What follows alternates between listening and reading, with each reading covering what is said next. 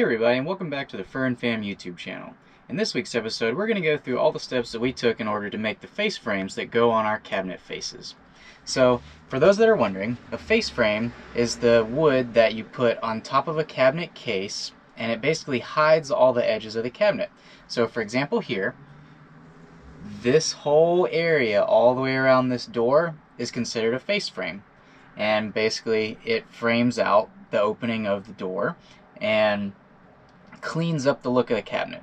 Now, face frames aren't used on all cabinets. There are types of cabinets where you have nice clean edges on the cases themselves, and the doors actually hide the edges. And basically the whole entire front of the cabinet face would be doors and there would be no gap. So, like on this side over here, for example, if there was a door here, it would butt up flush to this door and would come all the way down to this line here. So you wouldn't need a face frame per se. But that's not the look we were going for. We were going for the look where there's a little bit of space around the doors and a good, nice clean edge on the face frames. So another thing to note about face frame styling is how the face frames made up to the cabinets. So in our instance, we chose to make it where the face frames are perfectly flush with the bottom of the cabinets everywhere in the van except for right above the driver's area. And basically above the driver's area there's a little bit of a lip. And looking back, we probably should have made all the cabinets have that little bit of lip, because when you look down that edge right there, you can see the edge of the face frame all the way down. And now that's not a huge thing. Most of the time you're not looking at the van from that angle, but it does make it where it's really difficult to hide any imperfections in the face frame. It required us to do a lot of sanding after we mounted the face frames onto our cabinets in order to make sure everything was perfectly flush. So real quick here, we're going to run through the steps that we took, a quick little overview of how we made our face frames. Now, we started out with rough sawn wood and chose to cut it into roughly oversized pieces and then mill it down to be perfectly square.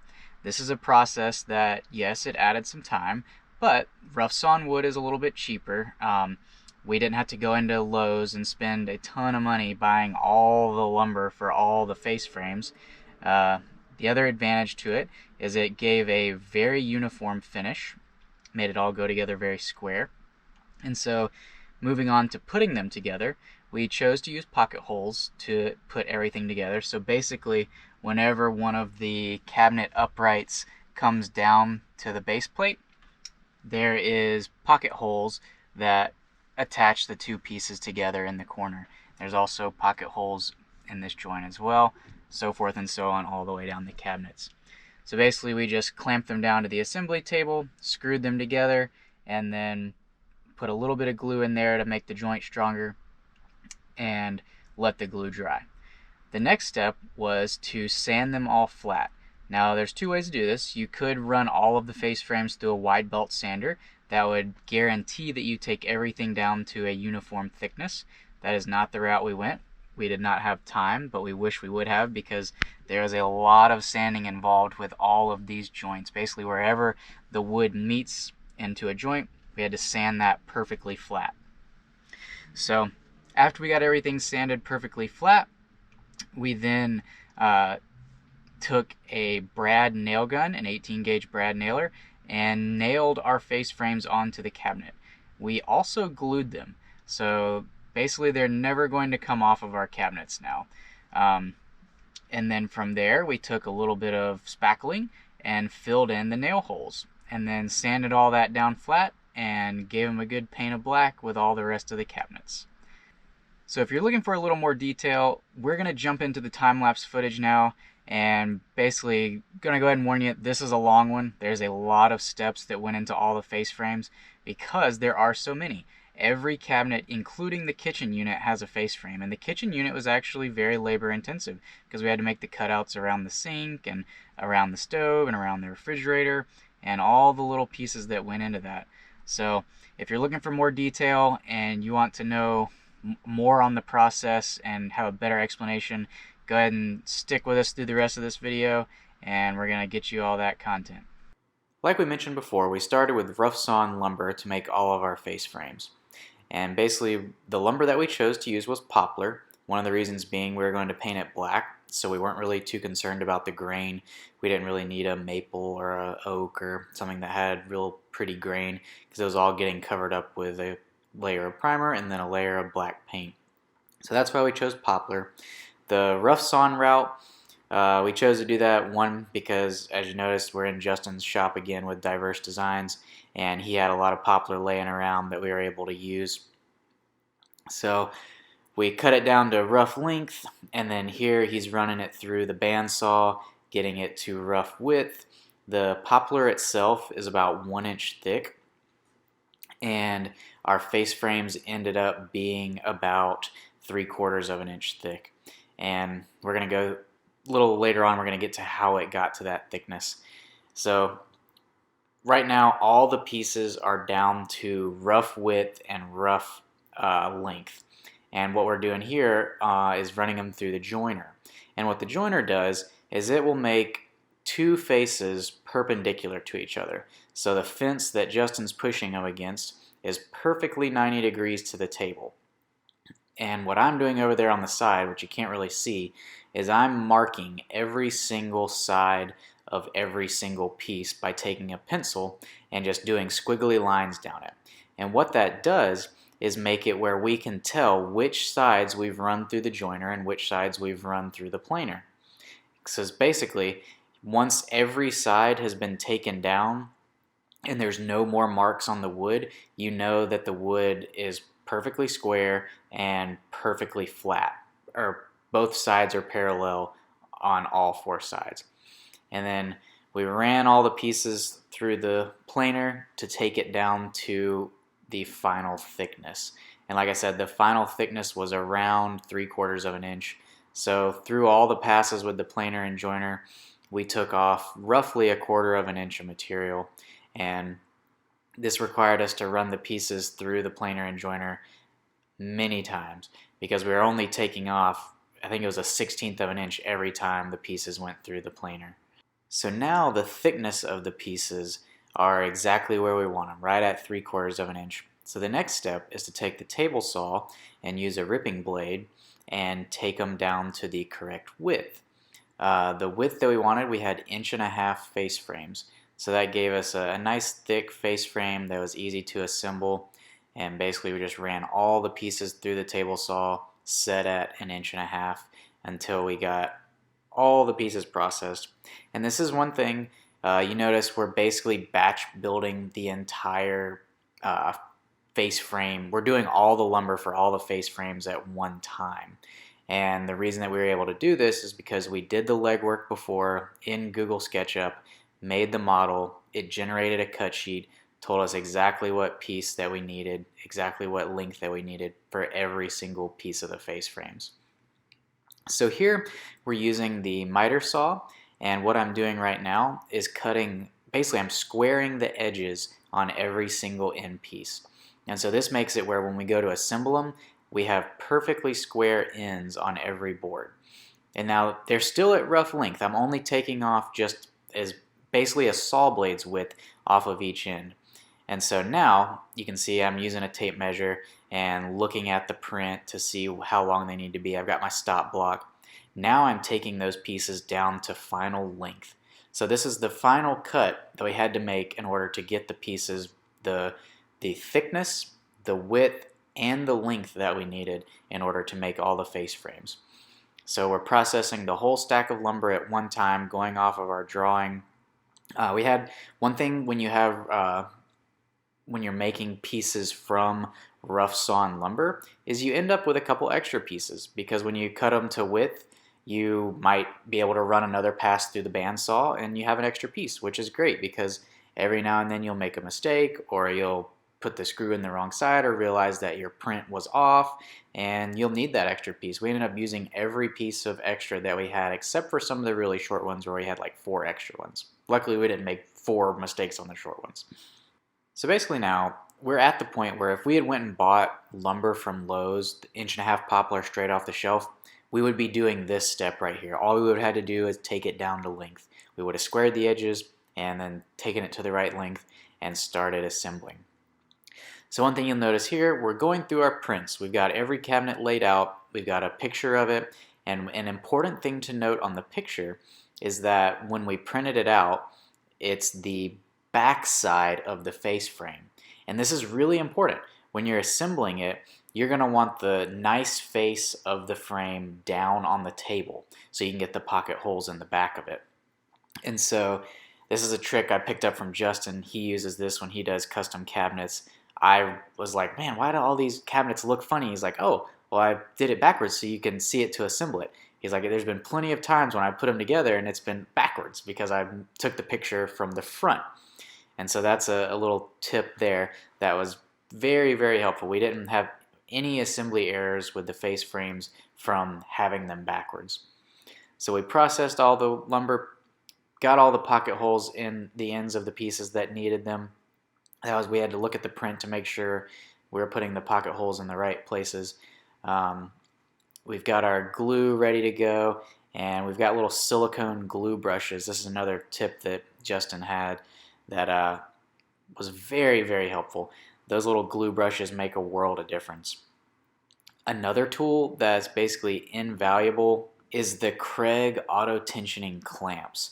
And basically it's like a pair of vice grips, but they'll adjust to any thickness that you want to clamp to. And you can see we've got two of them here, and it's allowing us to just roll through these face frames. Because you can take them, you just clamp it down to the assembly table, and it guarantees that your joint is as flat as you can get. I mean, they're not going to be perfect because the pocket holes, when they go in at that slight angle, they are going to want to pull the lumber a little bit to one direction. So, I mean, there is some sanding that you have to do later, but it helps keep the face frames very square and very flat on the bottom. And this is another instance. I know I've talked about assembly tables 1,000,001 times, but build yourself one if you're going to build a van. It's super helpful to have a flat place. It'll basically take your cabinet making abilities to a whole nother level. Because if we had been trying to do this on the floor or like hanging off some sawhorses, we definitely wouldn't have had as much success as we did with getting the face frames perfectly square. So, and another thing, like, it really helps here to have two people. I mean, this job definitely, we cut the time probably more than in half by having two people.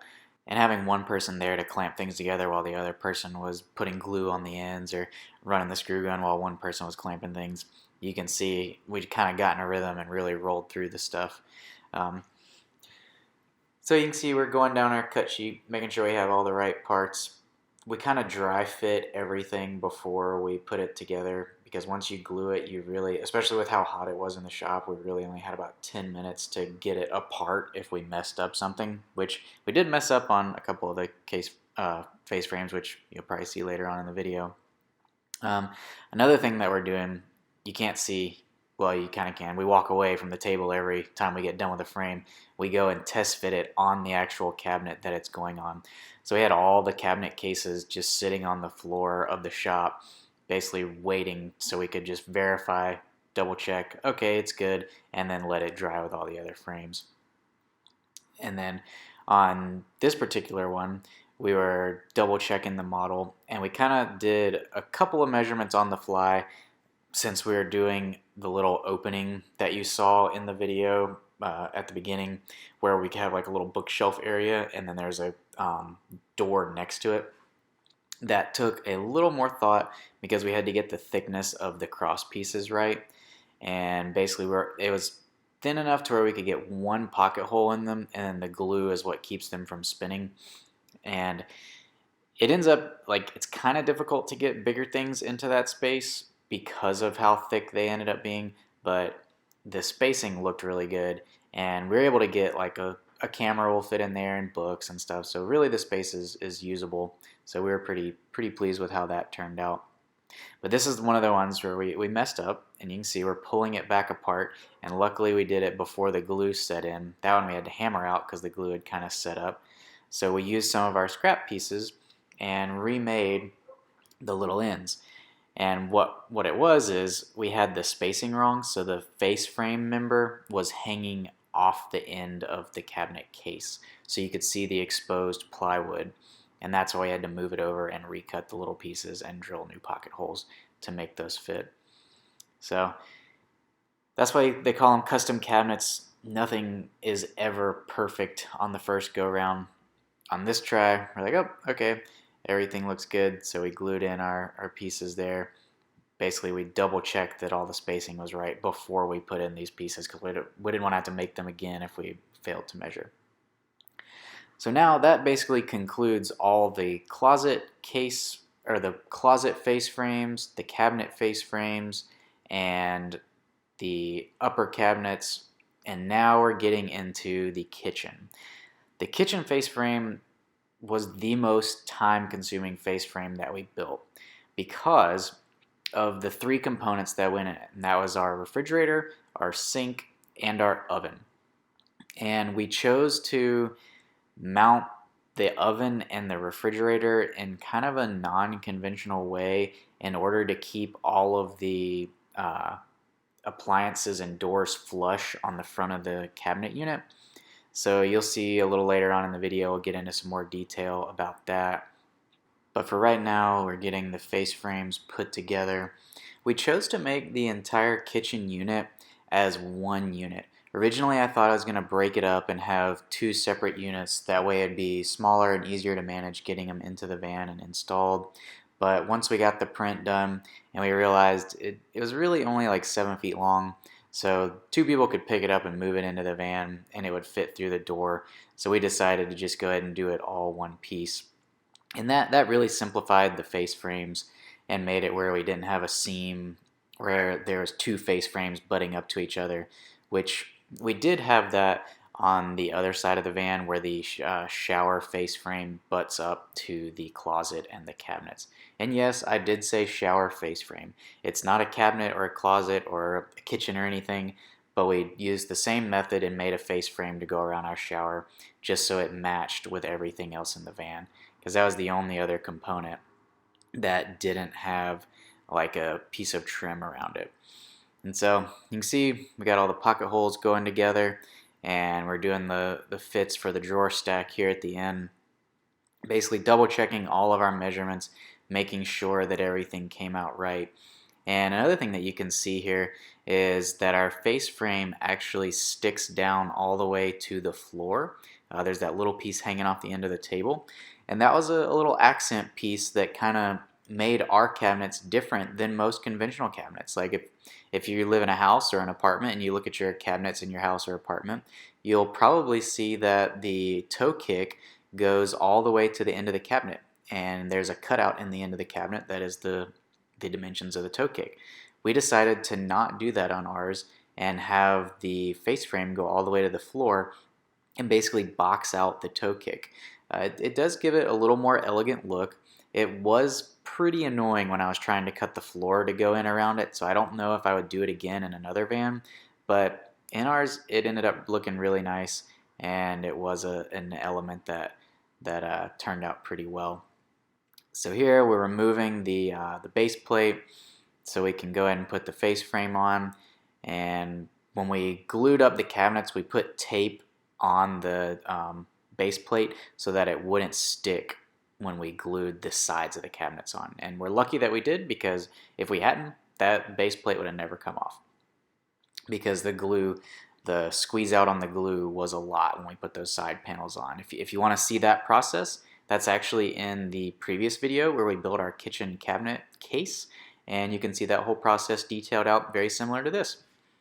So basically we're doing a test fit here. We're putting a couple pocket holes in to hold the face frame on so we can install our three different things into the unit and make sure that everything is correct.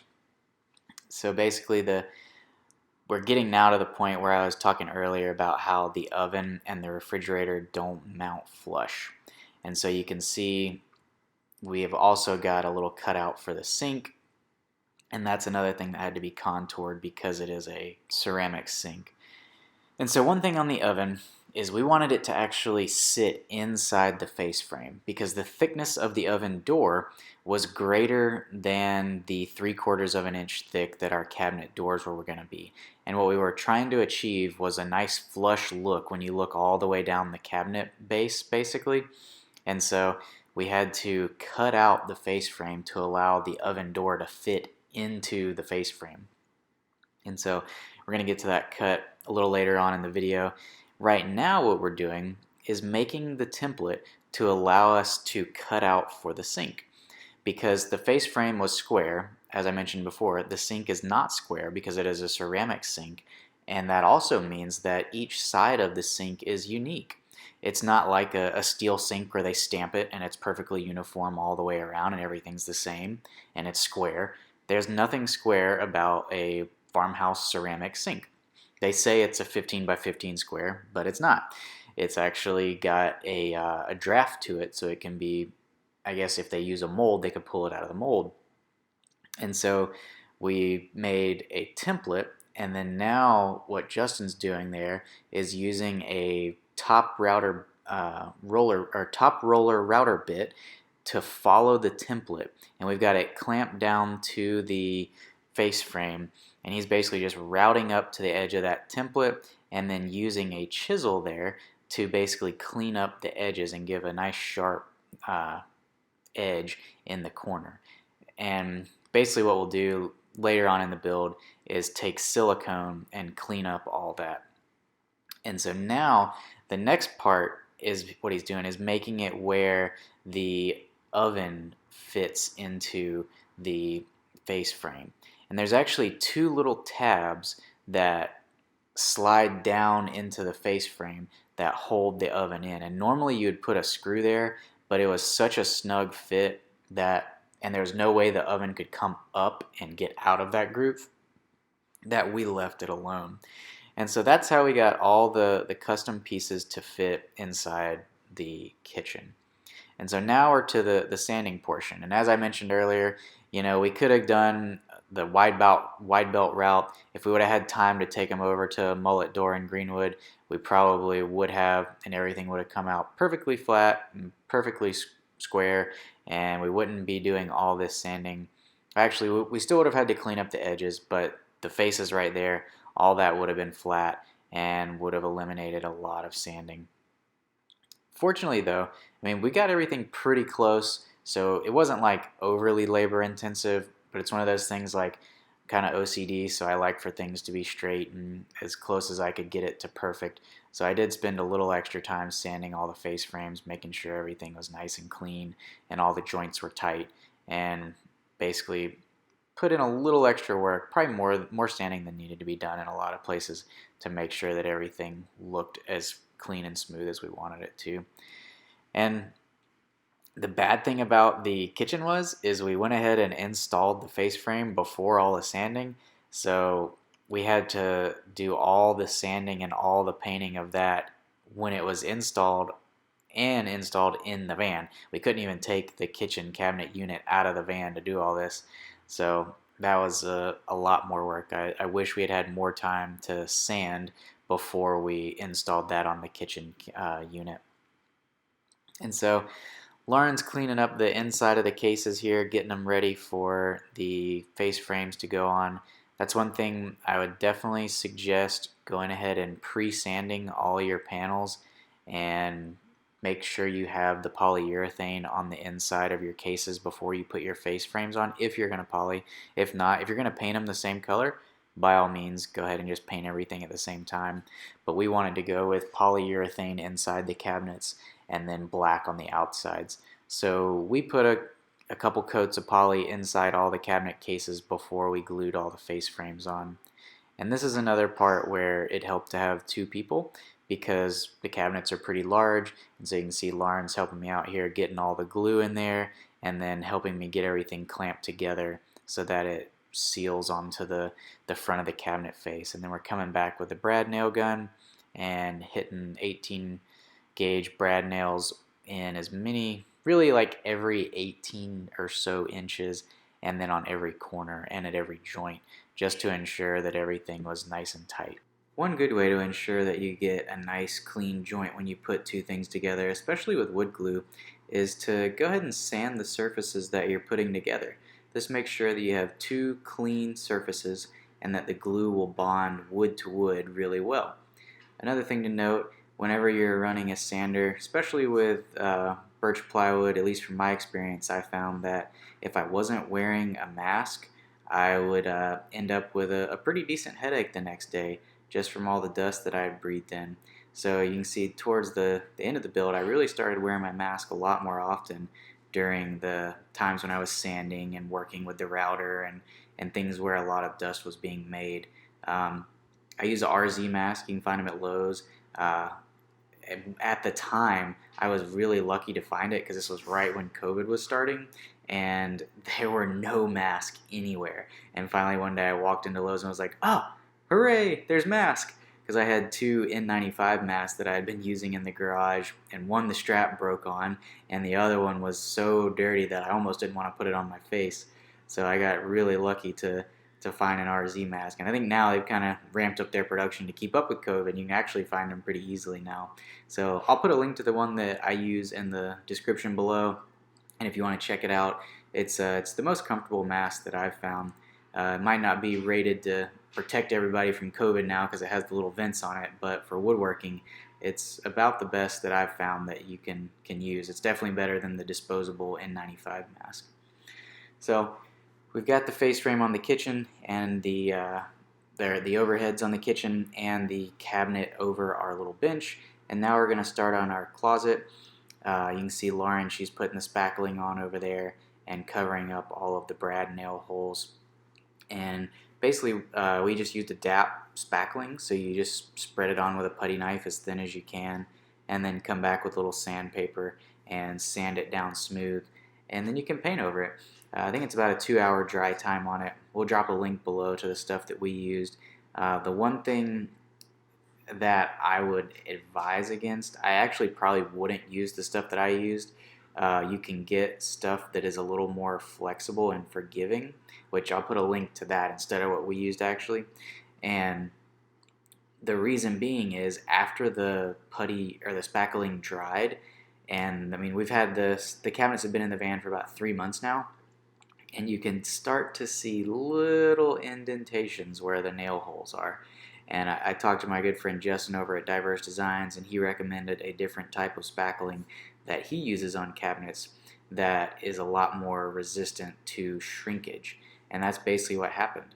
The spackling changed shape and started to leave a little bit of a nail impression after the paint had dried and the cabinets had expanded and shrunk a couple times. So I'll drop that link below if you want to check out the better spackling than what we used.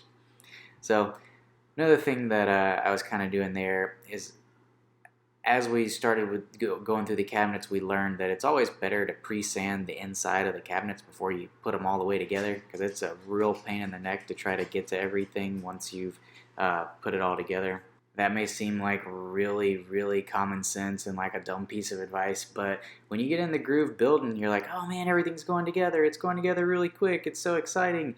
And then you got it all together and you're like, oh, I need to sand that corner. And there's no way I'm going to be able to get in there with a piece of sandpaper on the power sander, so I'm going to have to do it all by hand now. And then you've added 30 minutes to an hour of sanding that you wouldn't have had to do if you would have just hit it with the power sander for a couple minutes before you nailed it all together and glued it all together. So that's something, I definitely learned that lesson over and over because I was terrible with, oh, it's so exciting, everything's going together, man, look at all this progress. And then you're like, oh, I got to do all this sanding now. So learn that lesson from me. Don't make that mistake yourself. Another round of spackling going on here. As you can see, there's a lot of rinse and repeat going through the cabinet process. We did everything in batches just because with glue dry time, you really want to have everything, like all your glue go together, and then you let it sit overnight, and then you can come back in the morning and do all the cabinets again, that kind of thing. So moving on here to one of the last pieces of face frame that we had to make. And this was for the cabinet that goes over the driver's seat. Or it's really the shelf, but we turned it into a cabinet. So what we did here is instead of using the lumber that we milled down and got to perfect dimensions and all that method, I went to Lowe's and bought 1.5" poplar and a 12" sheet of poplar and cut it down on the miter saw to length and everything. And I'm using the same exact assembly techniques. So you can see we basically skipped the first couple steps. Now this lumber was a lot more expensive. It wasn't as high of quality. And when I put everything together, you can't really tell in the video, but the thicknesses of the two pieces, like the 1.5" was thinner than the 12" piece. So in the van, there's actually a gap on the back side of that face frame. And I mean, you can see it when you look from the driver's seat. Like, I notice it because I know it's there and it bothers me. But the average person probably wouldn't care about it. But that's just a little thing. Like, if I hadn't have built the other cabinets with the rough sawn poplar and milled it and run it through the joiner and the planer, I probably wouldn't have been able to appreciate that as much. Like, it's amazing when face frames go together and everything's perfectly flush. All the joints are perfectly square, and you're like, man, those look good. But when I did the face frames out of the lumber from Lowe's, I was like, oh, well, this is just kind of not the same. Like, it's really not the same quality. So that's kind of the difference between like a fine woodworking wood shop and just a slam it together wood shop. So that's something I definitely learned in the process, and I have a much greater appreciation for like fine cabinet making and like the methods that people use to make it perfectly. So jumping back into the video here, what we're doing is making these sliding doors that allow us to get into the back side of our cabinet that sticks through the back side of our sliding door on the van. So our kitchen sink kind of sticks into that opening, and then we wanted to be able to get into the cabinet that is under the sink from outside. The reason that we wanted to do this is because that is where our dog sprayer hookup is located. So we want to wash the dogs off before they hop in the van. We can pull a little sprayer out of the back of the cabinet and rinse them down. So how we achieved this was by cutting grooves in the bottom of the top piece of the face frame and the top of the bottom piece of the face frame, and then taking 1/8" birch plywood and using it as the sliding doors.